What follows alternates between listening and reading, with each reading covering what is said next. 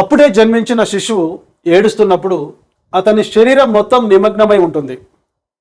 కానీ అతను పెరుగుతున్నప్పుడు అది స్వరపేటిక కళ్ళకు మాత్రమే పరిమితం అవుతుంది. ఇక్కడ ఇమిడి ఉన్న వికాస సూత్రం కనుక ఇక్కడ ప్రతి వికాస సూత్రం పైన ఒక అవగాహన ఉండాలి. ఇక్కడ చూడండి, వికాసం సాధారణత నుండి నిర్దిష్టతకు దారితీస్తుంది. It proceeds from general to specific. ఇది కరెక్ట్ ఆన్సర్ అవుతుంది. ఎందుకు కరెక్ట్ ఆన్సర్ అవుతుందో అవగాహన చేసుకోవాలి. బట్టి పద్ధతిలో చదవద్దు సైకాలజీ. అప్పుడే జన్మించిన శిశువు ఏడుస్తున్నప్పుడు అతని శరీరం మొత్తం నిమగ్నమై ఉంటుంది.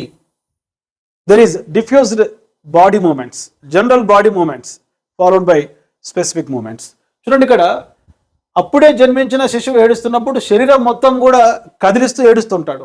కానీ అతను పెరుగుతున్నప్పుడు ఆ ఏడుపు అనేది స్వరపేటిక కళ్ళకు మాత్రమే పరిమితం అవుతుంది.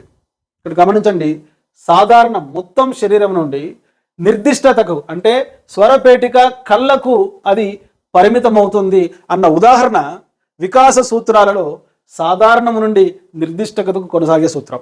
ఇంకొక ఉదాహరణ చెప్తున్నా. ఒక శిశువు డ్యాన్స్ చేస్తున్నప్పుడు చిన్న వయసులో శరీరం మొత్తం కదిలిస్తూ డ్యాన్స్ చేస్తుంది. ఒక బొరుగుల బస్తా ఎట్లయితే కదులుతుందో ఆ విధంగా శరీరం మొత్తాన్ని కదిలిస్తూ డ్యాన్స్ చేస్తుంది. కానీ పెరిగి పెద్దగైన తర్వాత నిర్దిష్ట శరీర భాగాలు కాళ్ళు చేతులు మాత్రమే కదిలిస్తూ నృత్యం చేస్తుంది. ఇందులో ఇమిడి ఉన్న వికాస సూత్రం చూడండి. ఇక్కడ చిన్నప్పుడు శరీరం మొత్తం కదిలిస్తుంది డ్యాన్స్ చేసేటప్పుడు, సాధారణం.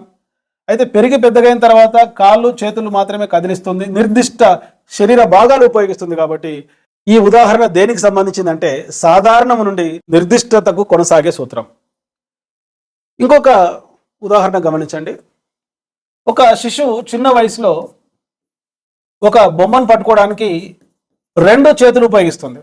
ఒక బొమ్మను పట్టుకోవడానికి 2 చేతులతో బొమ్మను పట్టుకుంటుంది ఒక శిశువు చిన్నతనంలో. అయితే వయసు పెరిగిన తర్వాత కేవలం చేతి వేళ్ళు మాత్రమే ఉపయోగిస్తూ ఆ బొమ్మను పట్టుకుంటే ఇక్కడ గమనించే వికాస నియమం అని ఒకసారి గతంలో సైకాలజీలో అడగడం జరిగింది.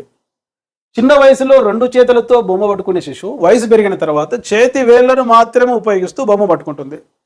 కనుక మీరు 4 ఆప్షన్స్లో ఏ ఆప్షన్ సెలెక్ట్ చేసుకుంటారు ఎగ్జామ్లో ఒకసారి ఆలోచించండి. వికాసం సాధారణం నుండి అంటే చిన్న వయసులో బాడీ మొత్తం ఉపయోగించి చేతులు మొత్తం ఉపయోగించి బొమ్మ పట్టుకునేటువంటి శిశువు వయసు పెరిగిన తర్వాత నిర్దిష్ట శరీర భాగాలు చేతి వేళ్ళు మాత్రం ఉపయోగిస్తూ బొమ్మ పట్టుకునేది. కాబట్టి వికాసం సాధారణం నుండి నిర్దిష్టతకు కొనసాగే సూత్రం.